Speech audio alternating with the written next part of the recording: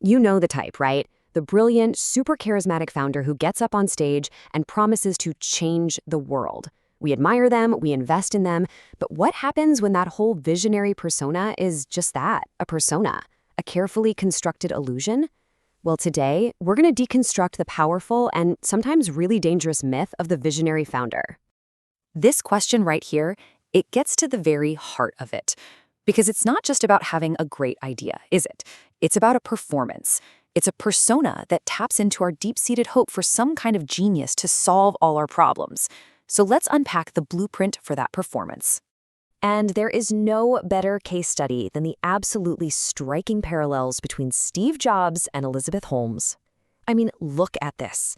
The similarities weren't just a coincidence. They were a strategic blueprint. The uniform, the obsession with secrecy, the huge world-changing vision. Holmes wasn't just inspired by Jobs. She was literally playing the part of Steve Jobs. Right, so this resemblance was no accident at all. It was a deliberate, calculated strategy to manufacture the appearance of a visionary. So how exactly do you go about copying a persona and building that illusion from the ground up? Well, this was her playbook, and it was methodical. The turtleneck, that was the visual hook, the uniform of a genius. She consciously and famously lowered her voice to project authority and seriousness. She even poached key talent from Apple to wrap herself in their legitimacy. And that phrase, the iPod of healthcare, wow, that wasn't just a clever line. It was a deliberate attempt to graft Apple's revolutionary success onto her own story, way before she'd earned any of it. And you can see it in the timeline. Her rise was designed to perfectly echo the Jobs legend. She launches Theranos just as Apple's comeback is becoming iconic.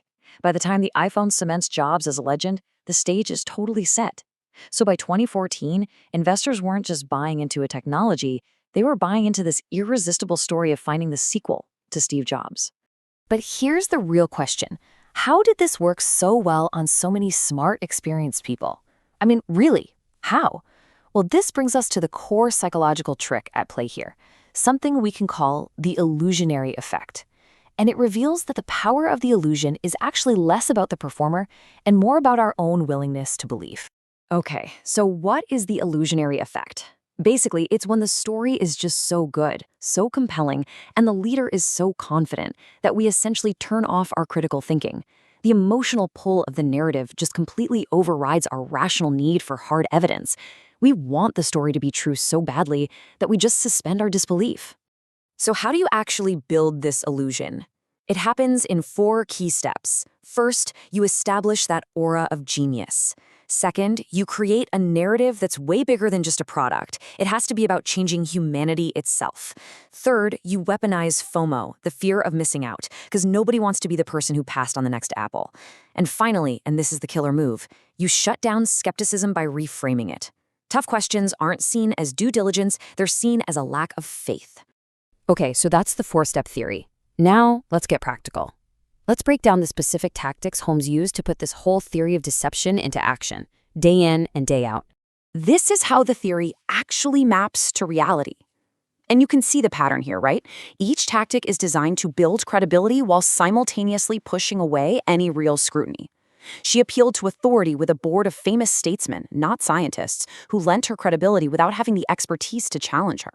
Her powerful story about saving lives distracted everyone from the fact that the tech just didn't work. And all that intense secrecy, it created an exclusive club where asking tough questions was a sign that you just didn't get it. And inevitably, an illusion built on charisma instead of actual substance has to break. And for Theranos, the employees, the investors, and most importantly, the patients who are relying on its faulty tests, the fallout was absolutely catastrophic. That fantasy had a very real, very painful cost.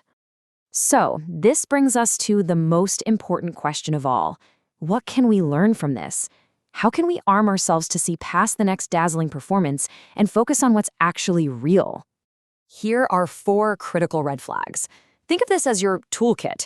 You have to ask, is the story becoming more important than the actual data? Is loyalty valued more than skepticism? Is sheer charisma being used as a substitute for real credentials? And maybe the biggest one, is secrecy being used to protect a real breakthrough? Or is it being used to hide the fact that there isn't one? Look, The appeal of the visionary founder isn't going away. There is another one out there right now, crafting their story, building their myth. The real question is for us. Armed with what we now know, can we finally separate substance from style, reality from performance? And will we see past the turtleneck? Thanks for diving into this with me.